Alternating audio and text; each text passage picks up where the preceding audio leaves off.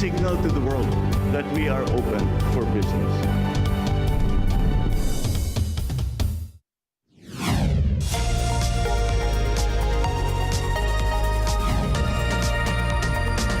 I'm Jamie Harrell, bringing you business news and information here on Open for Business. 4.5 trillion peso projects get green lane treatment. The Board of Investments, also known as the BOI, revealed that it has certified 173 projects with a total cost of 4.5 trillion pesos as of late December for green lane treatment and endorsed them to the One-Stop Action Center for Strategic Investments, also known as OSACSI. According to BOI Investment Assistance Service and OSACSI Director Ernesto C. de los Reyes Jr., foreign invested green lane projects were valued at 1.65 trillion pesos, while 139 projects with a total cost of 4.11 trillion pesos were for renewable energy.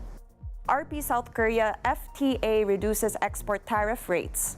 The tariff rates for the Philippines banana export to South Korea will be reduced by 6% beginning December 31st and another 6% cut on January 1 under the Free Trade Agreement, also known as FTA. Now, this was announced by Trade Undersecretary 𝗟𝗏𝗏𝗏. He added that the banana industry is one of the major beneficiaries of the FTA. In 5 years, tariff on bananas exported to South Korea will be reduced to zero. 𝗟𝗏𝗏𝗏 also said that a total of 11,164 tariff lines accounting for $3.18 billion or over 80% of the total Philippine exports to South Korea will be granted preferential duty-free entry under the FTA. The FTA is expected to bring foreign direct investments worth 150 to 200 billion pesos within the first 3 years of its effectivity. The FTA was signed in September 2023. Vehicle sales reached 425,208 units in January to November.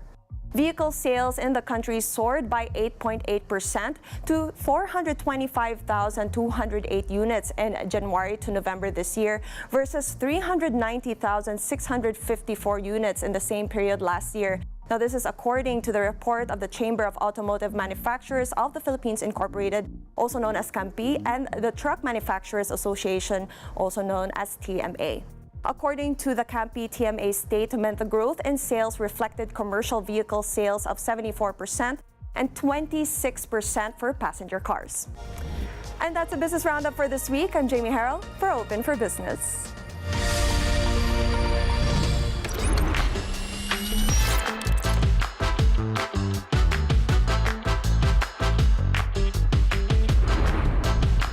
The rapid growth of e-commerce has significantly reshaped the global economic landscape. It's fascinating to observe how this digital revolution has disrupted traditional retail models and opened up new avenues for businesses and consumers alike. E-commerce has contributed economic growth by creating jobs in logistics, digital marketing, and customer service while empowering MSMEs to access global markets and drive innovation. Kaya naman napakaganda ng pag-uusapan natin kung ano ang estado ng e-commerce sa Pilipinas. I know we have already tackled the law on internet transactions at nadaanan na rin natin ang e-marketplaces. Pero gusto nating mag-deep dive pa sa e-commerce. Sasamahan tayong muli ni DTI Undersecretary for E-Commerce Group, Usec, Jean Pacheco. How are you again? You know, very excited tayo today because alam niyo naman to nabanggit ko na to even before, no? Pero pasensya na, pero talagang gusto kong balik-balikan, ulit-ulitin. Yung guest kasi natin ngayon, expert to. Ang tawag ko sa kanya, ekonomedyante, no? But you know, based on the Google, Temasek, and Bain study, they recently issued the economy report in Southeast Asia. And the Philippines, CRV, was found to be the fastest growing internet economy in Southeast Asia. So we are very proud of that 20% growth of the overall digital economy based on the gross merchandise value. The latest report highlights the country's rapid growth, driven by factors such as increasing internet penetration, rising disposable incomes, and of course, growing middle class. No?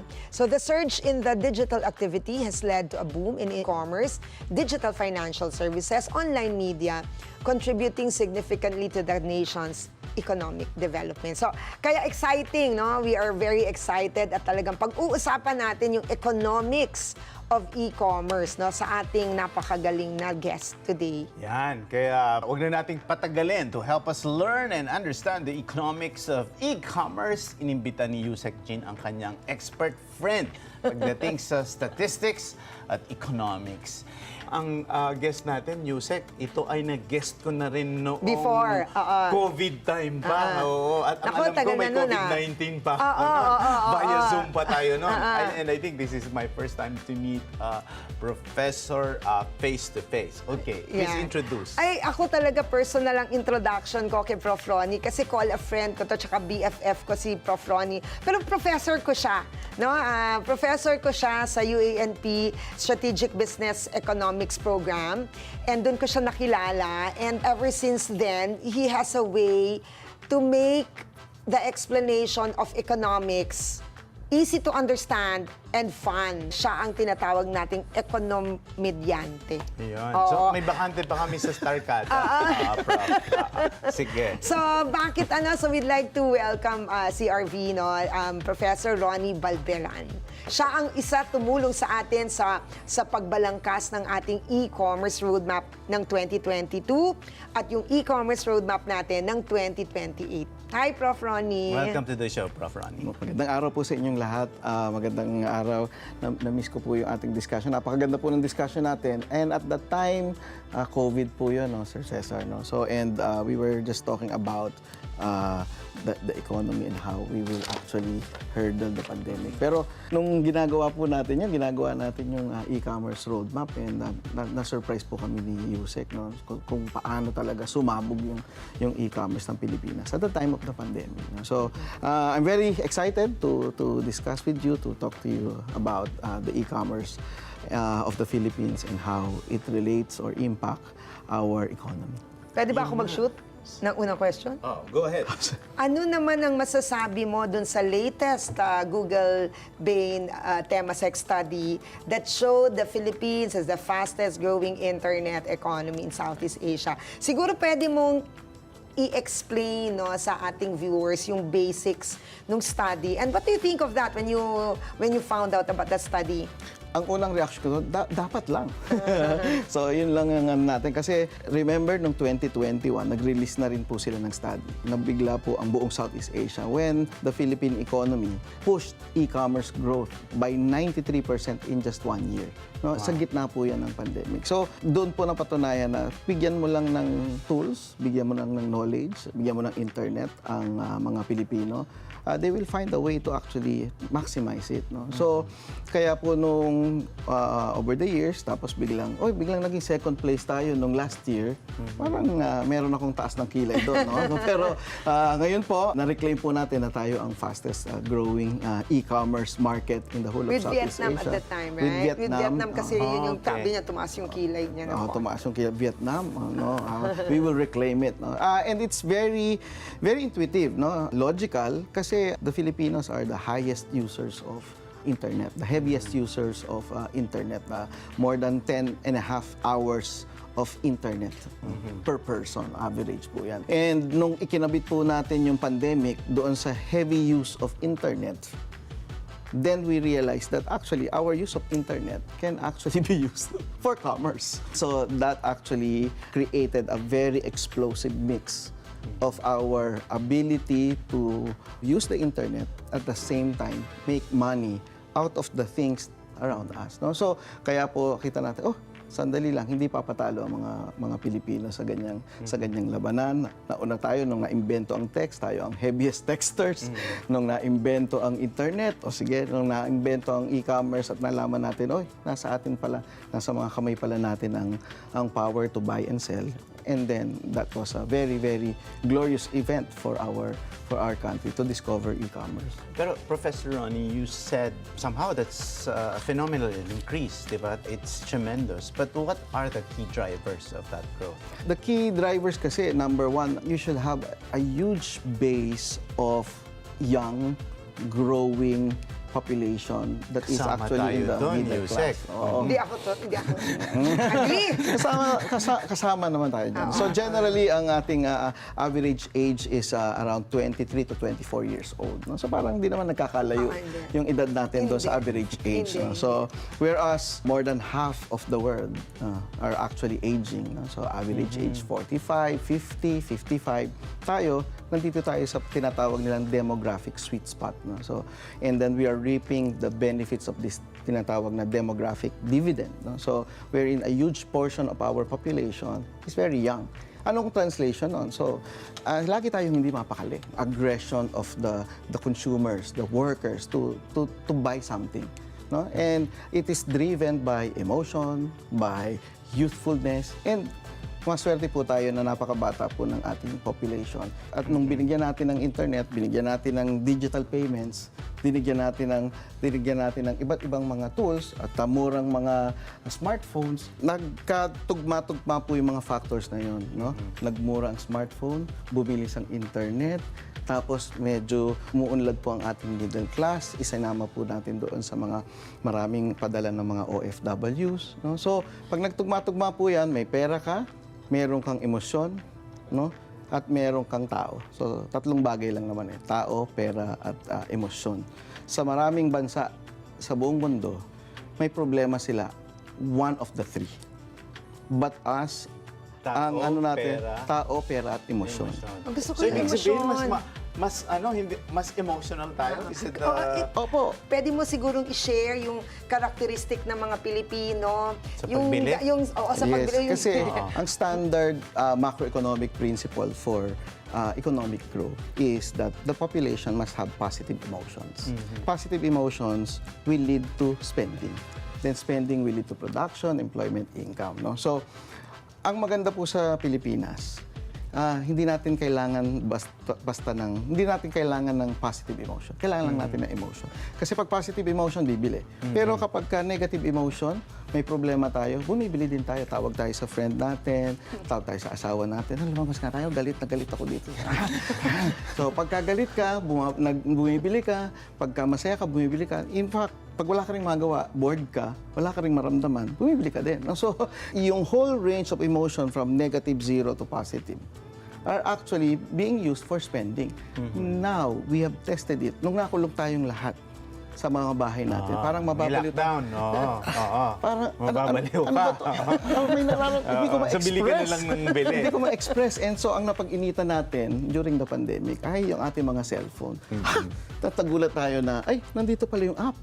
Nandito pala yung aking bank account. Nandito pala yung platform where I can buy. And therefore, doon natin naibuhos yung emosyon natin. At pagkatapos ng pandemic, na-realize natin, it has become part of our life.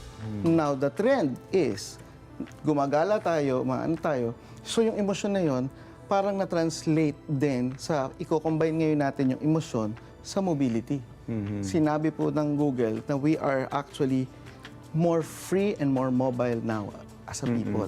No, we are actually more than 20% more mobile now. So, ibig sabihin, yung mga Pilipino ngayon, pagkatapos ng pandemic, nung pinayagan tayong lumabas tayo, lumabas. Hanggang ngayon, marami pa po hindi pa yata umuwi sa bahay. Pero Professor Ronnie, you mentioned kasi we have that demographic sweet spot, which is about 23 to 24, sinabi mo.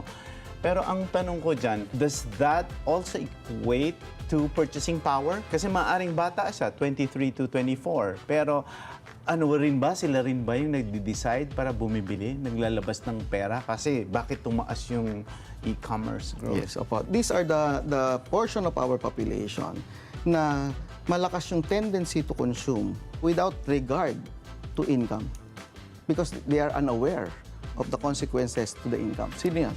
Yung mga babies, kids, teenagers, up to college nga eh.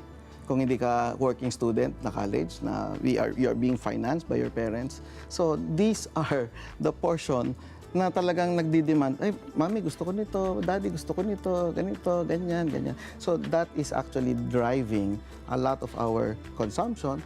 No, at tapos meron tayong ditong part ng mga financiers. So, yung mga lolo, lola, ano natin yan sa kulturang Pilipino, di ba? Lolo, pabili naman ito. Lola, ganito. So, hanggang kay lolo at lola, yung mga retirement funds nila, nagagamit yan para ponduhan yung ating consumption behavior. Including yung mga, well, fortunately and unfortunately, yung mga OFWs, yung mga nanay, tatay natin nasa abroad, mga tita, tito, papadala ng pera, nagagamit po yan to finance our consumption activities. So kaya talagang mabilis. No, ngayon, sinasabi natin, medyo maliliit pa lang yung purchasing power. Pero sabi nga ng mga Chinese, no, so kahit maliit yung pera, basta umiikot. No? So yung piso na umiikot ng 100 beses, 100 yun, no? 1,000 beses. So kahit piso lang yun, umiikot. So very important for a nation is for money to be circulating, no, endlessly. So kasi that multiplies the economic activities. As an economist, if you can explain to the viewers in very simplistic forms, yung ano ang contribution ng e-commerce sa economy in terms of GDP or the growth of the economy in general, and also employment. Yan. And then, dagdag ko na rin para diretso na rin yung explanation. Yung sinasabi kasi natin na online at offline. Yung e-commerce, napakalaki ng contribution. Yung sinasabi ni Usec na GDP, ano ba yun? Yung gross domestic product. Sa madaling salita, ito yung value, yung halaga ng ating ekonomiya. Ang halaga ng ating ekonomiya, nasa 24 trillion, no? Noong 2023. 24 trillion pesos. I-compare natin, si Amerika, nasa mga 25 trillion. Malapit lang. Pero problema, si Amerika, $25 trillion. Okay? Teka lang, huwag mo kalimutan para lang sa kababayan, tsaka para kay CRV. Nung professor namin siya, sabi niya, pag kayo may mga party, para kayo ay magmukhang matalino, sabi niya ganyan. Isa lang ang tatandaan ninyo, ano ang total GDP ng bansa natin? At the time, 24 trillion. Tatandaan mo yan, CRV. Kasi parang, do you know that the total GDP... Mamaya, may party ako. Do you know the total... Conversation piece yan. Tatandaan natin yun. The total GDP of the country is 24 trillion pesos. Para na tayong Amerika. 24 trillion sila. Dollars nga lang. Pero Professor Ronnie, okay, nasabi mo yung 24 trillion. Yes. Pero di ba ang nire-report lagi ng... Sino ba nagre-report? PSA, di ba? Yes. Yung growth rate. Or tama yung growth, di ba? GDP of, ano yan, 6.2, 6.3, 5.7. Ano na ba tayo ngayon? Ano naman yung kahulugan ng sinasabi mong GDP growth rate? Yes. So, parang pera lang natin yon. So, kung kumikita tayo ng 1 million, no, sa isang taon, no, so pagka sinabi ng PSA, nag-grow ka ng 6%, no? So, ibig sabihin, nadagdagan yung income mo from 1 million to 1,060,000. No? So, ngayon po, ang growth natin ay papunta sa 6%. No? 6%. So, for 2024. Yung last year, 5.6%. So, posible na matapos ang taong ito at 6%. 6%. Yun po ang sinasabi. So, depende kung gaano kabilis natin at gaano kabilis tayong gagastos at gaano kabilis gagastos ang gobyerno itong natitira pang mga Pero araw. as an economist yourself, what's your outlook, Prof? Hanggang mga 5.8, 5.9, no? So, pero I'm praying na sana mag 6%, no? But whatever the case may be, no, sa next year, inaasahan po natin na mas mabilis ang GDP natin because of the midterm election. Sa tanong ni Usec, Professor Ronnie, ano ngayon yung contribution ng e-commerce dun sa 5.8 or 5.9 or 6% GDP growth? So, doon kung bababa muna tayo, doon sa value, no? Doon sa value, sa 24 trillion. Sa 24 trillion, tinitingnan natin, at least 1.2 trillion nun ay dumaan sa e-commerce ng 2022. I think papunta na tayo sa 1.7 trillion. No? Sa value, yung lahat lang ng value yun, opo. Pero syempre, pag tinitingnan mo, sabi ng PSA, yung value added. So, ibig sabihin, ano yung mga naiambag ng e-commerce itself. No? So, I think, nasa mga 300 yan, mga 300 billion, yung ambag na yun. So, ibig sabihin, malaki po yun. No? So, Pero in malaki. terms of percentage, Prof, In terms of percentage natin, I think that's around 6.8 to 7% of our GDP. how do you describe that figure? Small, medyo growing, or compared to other It's- countries, how does that fare? Ang ibig sabihin nito, it's actually growing very fast. No? 93%, over the next 3 years, 20%, 25%. No? Mabilis yan. Pero kung ikukumpara natin, halimbawa, sa ibang bansa, no? That's more than 40%. Yung e-commerce nila. Because, kasi pati yung mga businesses nila, business to business, e-commerce eh. So, digital na rin yung procurement, yung mga ano. So, yun po ang tinitingnan natin sa e-commerce. So, ngayon, nagsimula pa lang tayo ng tinatawag na business to consumer. Pero, ang pinakamalaking dyan, kapag pati yung mga industries nagbibilihan using platforms as well.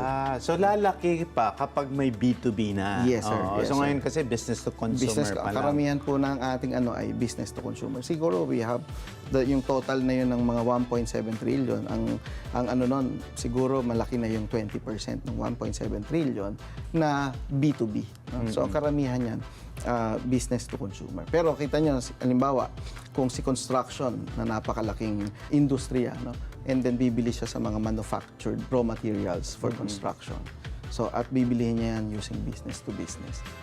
Ito lang, si 3.6 trillion ang value ng construction industry natin. Yung lahat ng construction projects for last year, 2020, 3.6 trillion niya.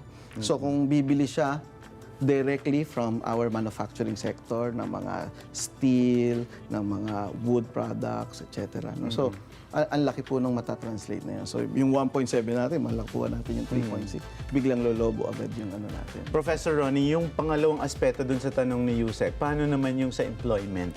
Yung pinaka-recent na release ng Philippine Statistics Authority, nasa 8.5 million ang ating employment na inattribute nila na may kinalaman sa e-commerce. No? So if you're talking about total employment of around 48 million, no? So sa ating labor force sa Pilipinas, no, talaga makikita mo biglang lumaki. In fact, pati si PSA, just 1 year, parang dati, ang mga nire-report lang, mga 1 to 2 million. Tapos biglang nung nag-update siya for this year, nung nag-release siya nung May for the 2023 na employment numbers, nagulat din kami ni Usec. Bakit 8.5 million? No? Sabi ng PSA, hindi, mas marami na kaming data ngayon, mas marami na nag-submit ng mga information, and we were surprised na 8.5 million na yung jobs that are related to e-commerce. Wow.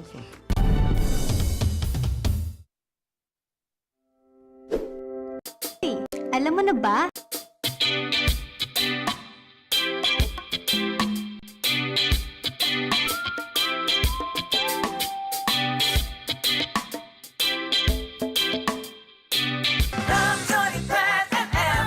Bawat barangay na ating binibisita ay hinahatiran natin ng saya at mga palarong pampaganda ng umaga. At ang mga kabarangay naman ay sinasalubong tayo ng iba't ibang kwento na makulay, makabuluhan, Well done. at siguradong kapupulutan ng aral. Hindi ako natinag. Kaya ko yan. Ganyan magmahalan ang mga magkakabarangay. Kaya join na sa amin tuwing alas 7 ng umaga dito kung saan garantisado ang kasiyahan mo. Ang kabarangay nyo, LTE, Love, Tony Pe! and everything! Together, Sunday 25.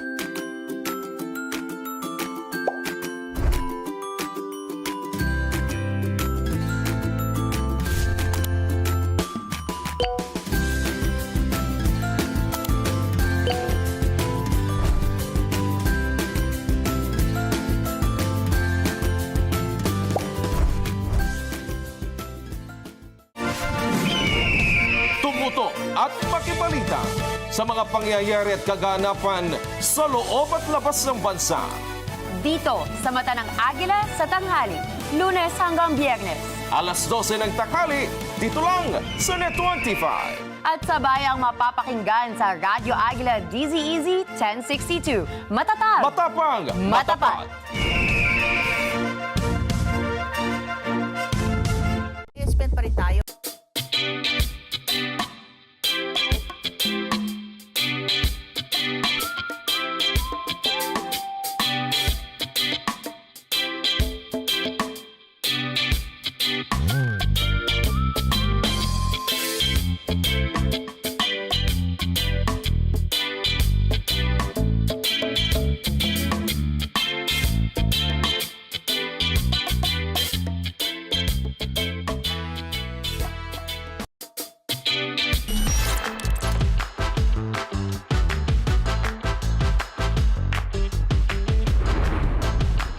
kasama natin talaga si Prof. Ronnie sa pagbalangkas ng ating e-commerce roadmap. Siguro now is also a good time to share yung what you think would be the future of e-commerce, no? So where we are now, nabanggit mo na yung contribution, employment. So what do you think of the future of e-commerce, the future that beckons us? Kasi ang nakita natin dito, yung e-commerce na bumibili ka lang online is the thing of the past. So parang habang dinidescribe natin siya ngayon, parang, luma na yan. Kasi nangyayari, kaya dinescribe natin, madali na. Dati kasi e-commerce, basta e-commerce, madali. Ang tagline, no? Ang Basta tagline e-commerce, natin. madali. So, market access, digitalization, and logistics integration. So, madali. So, madali lang yan. Kasi buy ka online. Pero ngayon, ang nakikita po nating mga trends is the exciting one. So, ang tagline na po natin ngayon ay madali na, exciting pa. So, bakit siya naging exciting? Bakit siya naging exciting? Kasi dati, usapin siya ng binili mo offline o online. Pero ngayon, it's a total experience. So, nag-merge ngayon yung offline and online. Tsaka yung pagbili mo ng physical goods at saka yung pagbili mo ng experience. So, nag-shift ngayon yon in terms of retail goods, etc. But you are actually buying experience. For example, dati excited tayo, bibili, ganyan-ganyan, mga goods. Ganyan. Pero ngayon, holiday na, saan tayo pwedeng magbakasyon? So, meron kang cellphone, booking.com, trip.com, Agoda, Klook, bibili ka ng experience, bibili ka ng tour package. Nandun na lahat, ginagano mo. So, it's not about actually just buying online. The phone and the e-commerce just became a portal or a port no, to a physical experience. So, ang nangyayari ngayon, i-combine nyo yung sa sinabi ko kanina na, yung mga Pilipino, parang gusto labas na ng labas. Kasi after the pandemic, we realized na yung physical touch, yung physical warmth, no, yung being together with our family, with our friends, with our relatives, those are the higher value experiences. Na kung yung mga meeting, update lang, gawin mo na online. No? Pero save your time for something more valuable. And ano ngayon yung more valuable? Experience, travel, games, etc. So now e-commerce is shifting its purpose now or updating its purpose from just buying goods online to buying goods and services in the combination of it.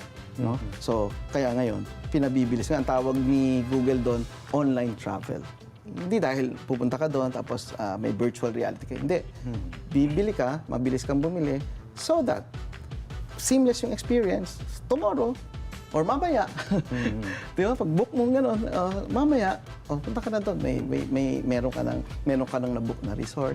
Tapos meron na, lahat na nakapackage na yun. So, it's a total packaging of experiences, no, that is enabled by our mobile phones. No? So, ganyan na po nangyayari. So, on that experience, travel, tourism, ano pa, yung games, no? So, yung games and education, we think, no, dito sa ating bagong roadmap, redefine how we will actually plan education. Which exactly is my next question, Professor Ronnie and Usec. In the academe and also in the trade, even in the field of marketing, we also discuss that kind of shift from buying commodities to selling experiences.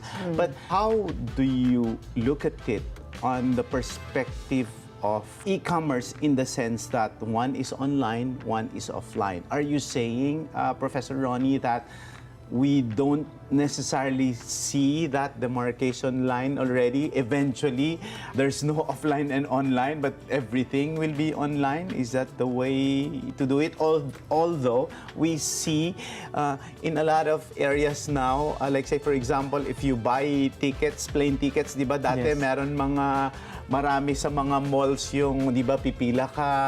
Ngayon, parang kumukonti na yung mga yon, di ba? And of course, I don't have to mention the brands, di ba? Pero yung may mga fast food chains tayo ngayon na nagbago na rin. Dati, ang daming mga tao doon sa counters. Ngayon, there are electronic kiosks already. Yes, And then, so parang konti na lang yung nagsiserve. So, papawala na rin ba yung that kind of offline, magiging totally online na? Nung tinatanong namin yung mga, for example, yung mga mall owners, etc. No? Ganda ng mga insights nila eh. So, hindi nawala eh. Hindi nawala yung ano. Parang, ang nangyari, naging mas exciting lang ang business. For example, may isang lang outlet na nagbebenta ng shades, no? Pero dahil ang mura-mura na bumili sa e-commerce ng shades, ba't ka naman pupunta pa sa mall para bumili ng shade? So, nag-reinvent yung outlet na yun, no? Tapos ginawa niya parang total packaging ng experience. Benta siyang tumbler, nagbenta siya ng iba't iba na parang your all-around guide or shop or para kung lalabas ka, ito na yung mga pwede mong bilhin. No? So, the point is, magiging online tayong lahat, pero hindi ibig sabihin nun na nasa bahay lang tayo. Yung e-commerce evolution from the point of view or yung Filipino version, no, Philippine version ng e-commerce evolution ay may online tayo so that we can actually seamlessly plan and purchase our satisfaction and experience. Para paglabas natin ng bahay, planchado lahat. Kasi ang objective ng mga Pilipino, lumabas. Lumabas ng bahay. So, ganun po nagre-rearrange ang mga malls. So, we will be expecting bigger malls. Kasi dati, ang trend ng mga malls parang lumiit ng lumiit kasi para mas convenient. No, it's not about convenience anymore. So now, babalik sila ngayon doon sa trend na palalakihin nila ngayon.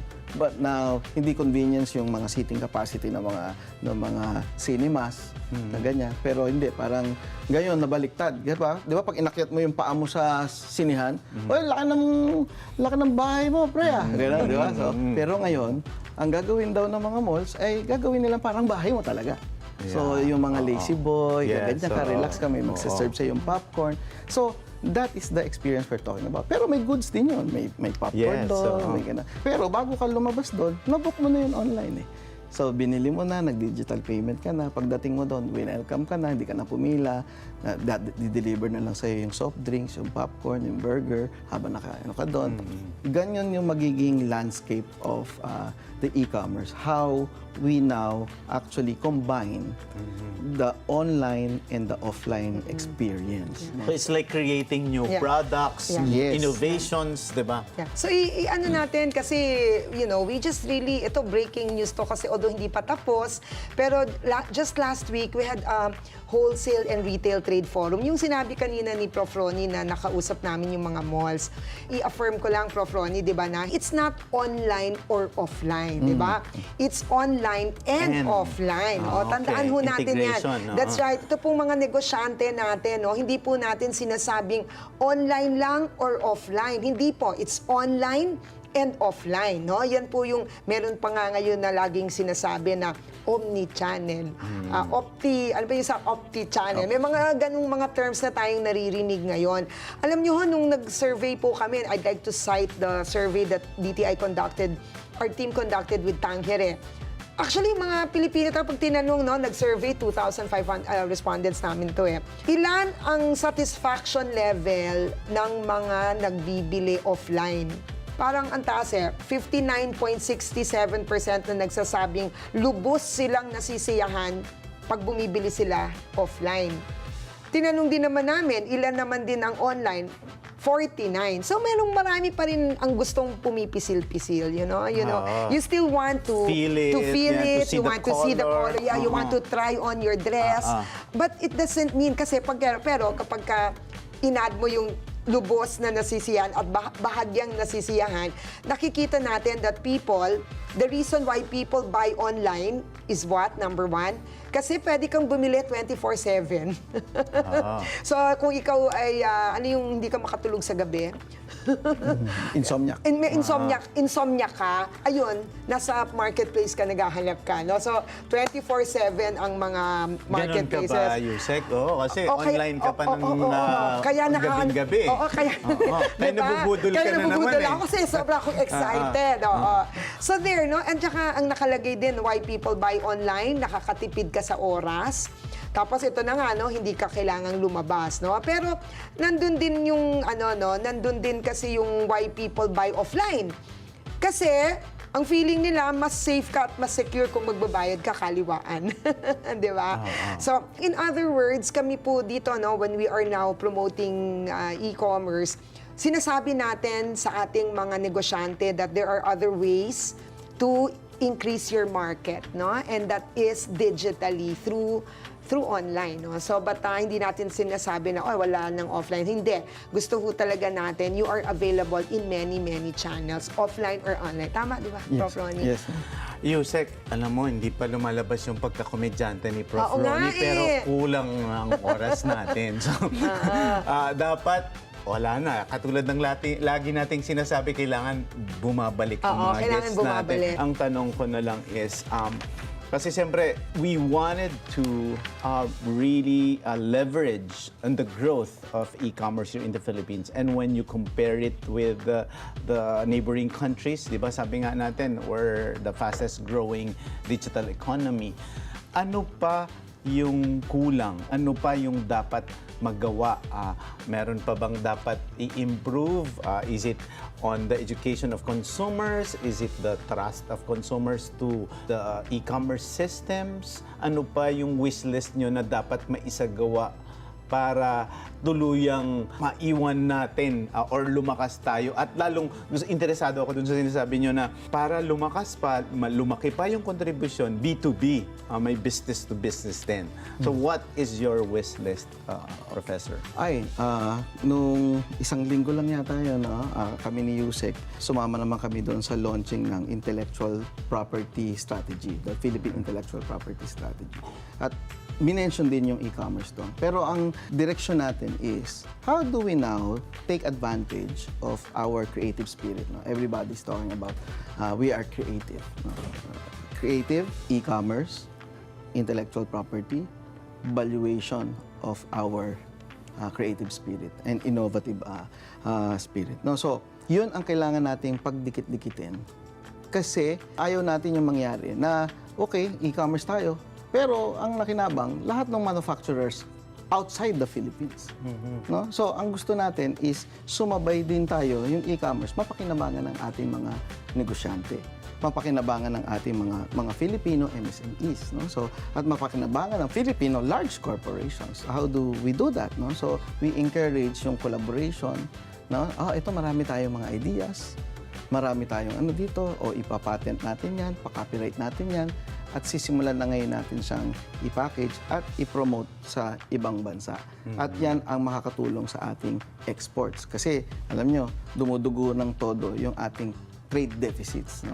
So, meron tayong 3.4 trillion na deficit. 3.4 trillion pesos na deficit. No? Pero, ang good news doon is, mas malala sana yon kung hindi sumipa yung export of service. At malaki doon yung digitally delivered service. So ano po yun? Makikita po ninyo na malaki, bilyong dolyar ang kinikita ng ating mga influencers mula doon sa Google, YouTube, Facebook, TikTok. No? So nakaka-receive po yan. That's a creative service. You deliver that online. No? So, hindi ka na kailangan magpakahirap. So, nare-receive natin yan. So, isipin po natin yung sitwasyon na yung mga malilikot na utak, no? Mga pakalat-kalat na utak ng mga Pilipino. And then, we will create services, mga entertainment, no? Tapos, vlogging, tapos mga new logos, trademarks, product designs that will be integrated to our manufactured products. Kita nyo, di ba, yung isang bote ng tubig na walang design, versus my design, ang laki po ng margin nun. Doon tayo kikita. Kapag isinama natin ang creative spirit ng mga Pilipino doon sa minamanufacture natin sa Pilipinas, then lumalaki po yung tubo ng mga Pilipino. Yung next mo, Prof, kasi alam mo, expert natin to sa ating infra. No? So, siguro yun yung next mo na another one on logistics. Ang ano dyan, sinabi ng Google, alam nyo, pag tinitingnan namin, yung lahat ng nagsa-search para makabili online, buong Pilipinas, hanggang Tawi-Tawi. Hanggang sa lahat ng mga isla, makikita nyo, pinlat ni Google, lahat ng nagsa-search paano bumili sa e-commerce. So, talagang makulay. Eh, sino naman yung nadideliveran talaga? So, yung supply of e-commerce. Nako, nasa Manila, Calabarzon, Central Luzon, tapos a little bit in Cebu, and a little bit in Davao. So, anong conclusion natin doon sa yun? So, maraming interested. So, sa bilis nito, kumbaga mabilis na itong lagay na to, 20%. Pero ang lagay na to, kakaunti pa lang areas ng Pilipinas. So logistics ang problema. Yes. Tsaka yung sinasabi mong supply chain na naman. So, kasi bibili ka ng bulaklak sa cellphone, hindi naman i-deliver sa cellphone yung bulaklak. I-deliver yun sa doorstep. So image na lang. Hindi naman pwede. Kailangan amuyin. So, kailangan yung transportation and logistics. So, imagine nyo, over the next 3 to 6 years, kapag matapos itong mga Build Better More programs ng ating government, no? Ay, sisipa pa tayo. Okay. Kasi talagang nandito na eh.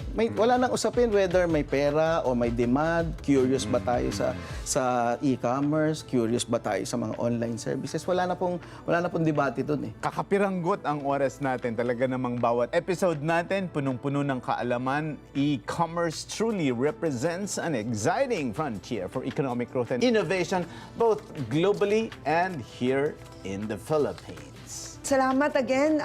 Talagang today binigyan natin ng linaw, no, ang importansya ng digital economy, no. Thanks to our economist Professor Ronnie Balbieran, because really e-commerce is shaping industries, creating opportunities and addressing challenges across the various sectors. A big thank you to Professor Ronnie Balbieran from the REID Foundation for sharing the expertise. As always, it's a delight to have you and learn from you, sir. And to our viewers, sana'y nakatulong po sa inyong lahat ang ating discussion. Let's continue to explore the transformative power of technology in the economy. And for MSMEs, what we discussed earlier is really a call to adapt, to harness the power of e-commerce, data, and automation to stay competitive in an ever-evolving landscape. This portion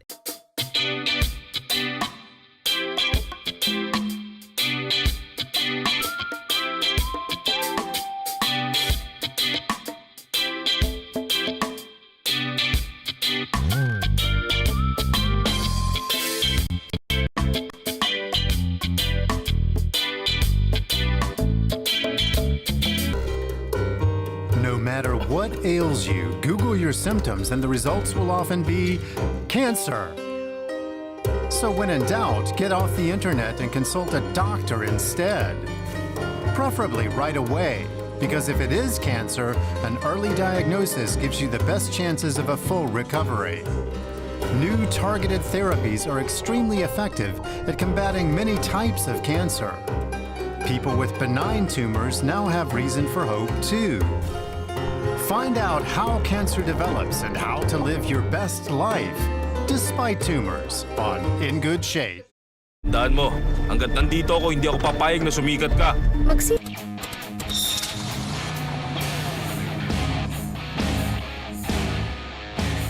brand new cars. 5-seater na, kaya siguradong makakasama mo na ang buong pamilya. Connect 25. Baka ikaw na ang susunod na mananalo ng brand new car. 4 brand new cars for 4 lucky winners. Abang-abang na sa muling paglipad ng Agila sa 25 in 2025. The Net 25 New Year's Countdown. Get those smiles ready for the selfie with the Agila promo.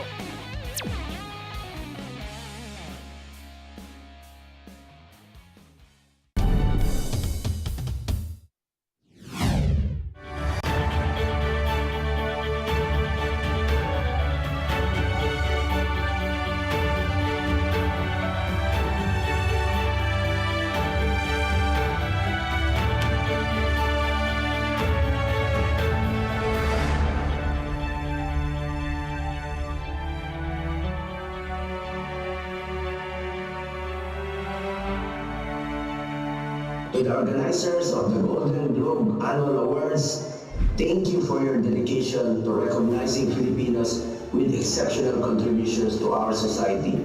Your awards continue to inspire many to strive harder and persevere. Tonight, let us celebrate our achievements, but let us not forget to use them as a strength to further help our nation. Each of us has the ability to inspire and become an instrument of change.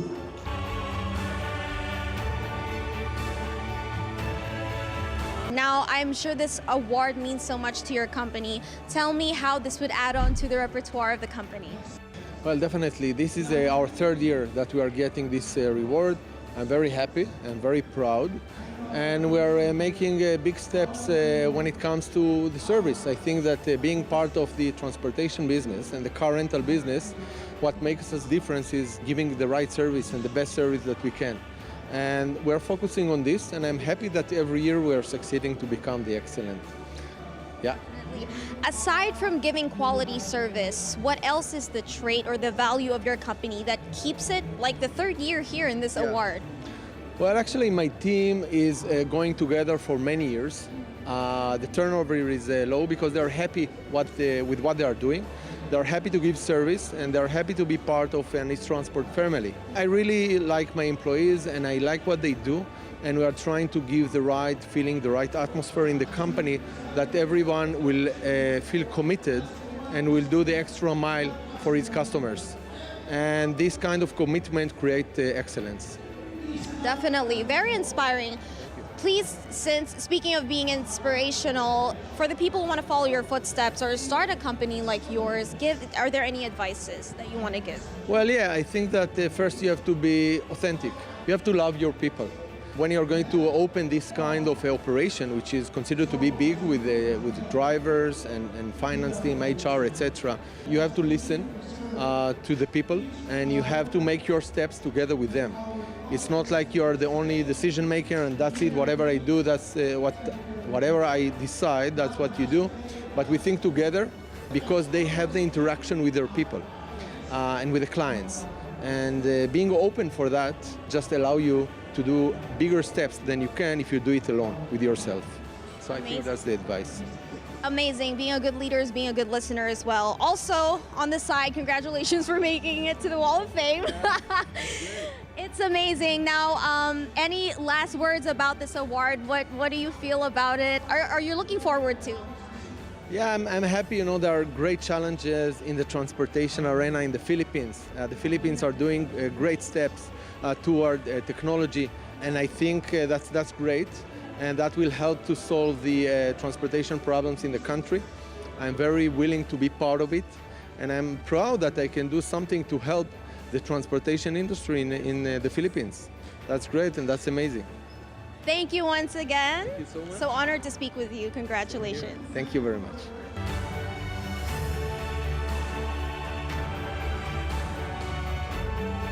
All right, another beautiful awardee. She is none other than the owner of Tycoon's Global Reality Corporation, Miss Aubrey Tapia. You're looking beautiful tonight. Congratulations. Thank you. Wow, okay, now I have a question. Who or what is your inspiration to push boundaries lalo na sa business field dito sa Pilipinas?